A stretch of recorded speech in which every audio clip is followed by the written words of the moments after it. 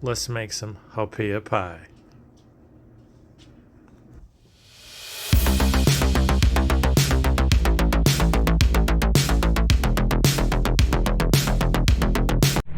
This is definitely one of my favorite all-time desserts. It's inspired by the village snack shop on the North Shore of Kauai in the beautiful town of Honolulu. This is a little slice of paradise whenever you want. Now here's the ingredients that you'll need. They're also listed down below in the description along with the recipe.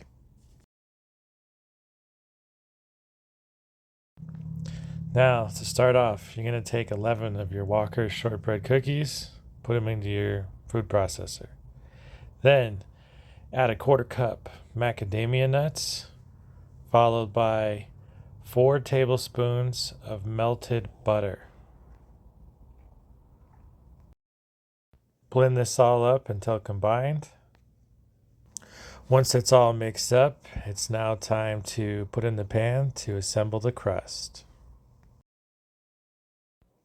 Now you're going to take your crust mixture and flatten it out into the pan and push it all down. Now you're going to take your crust and bake it in the oven at 350 degrees for 15 minutes until it looks slightly golden brown. Once it's done baking, let it rest on the counter to cool off. The next step is to make the cornstarch slurry. So you will take 10 tablespoons of cornstarch and combine that with 1.5 cups of water and stir together until mixed. Now that it's all mixed up, set aside and let's start on the coconut pudding. In a large pot, you're going to want to combine your 2 packages of frozen coconut milk. Add in 1 cup of sugar. Cook this over medium heat until everything is dissolved. Now that the mixture is at a slight boil and everything has dissolved, you're going to want to take your cornstarch mixture, give it one more stir to get anything off the bottom of the bowl. Add that into your pot. Mix that up until it starts to thicken.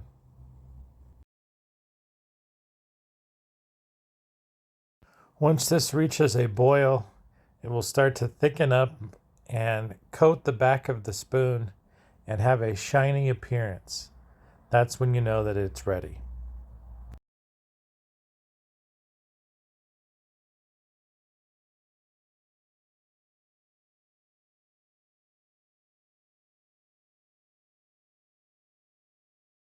Now take your mixture, pour it on top of your crust.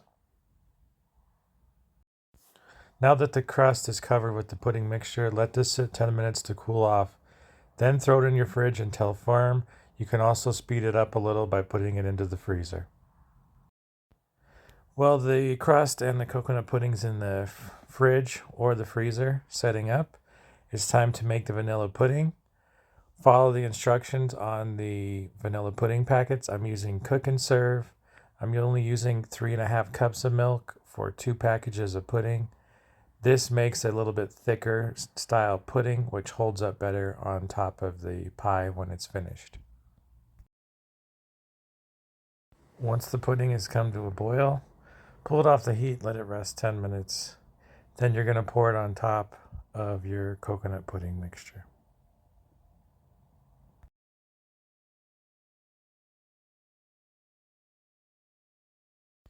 Now that the pudding's been sitting for about 10 minutes and cooled down, you're then going to pour that on top of your crust and coconut pudding. You're going to then put this back into the fridge to chill until the pudding firms up, or you can also put it into the freezer to speed up the process. Once the pudding is set up in the fridge, I'm taking 4 cups of heavy cream and putting that into a mixing bowl. Add 5 tablespoons of dry milk powder This helps the whipped cream hold its form and shape better. Add in 1 cup of powdered sugar.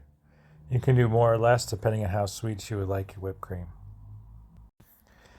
Then add 1 tablespoon of vanilla extract.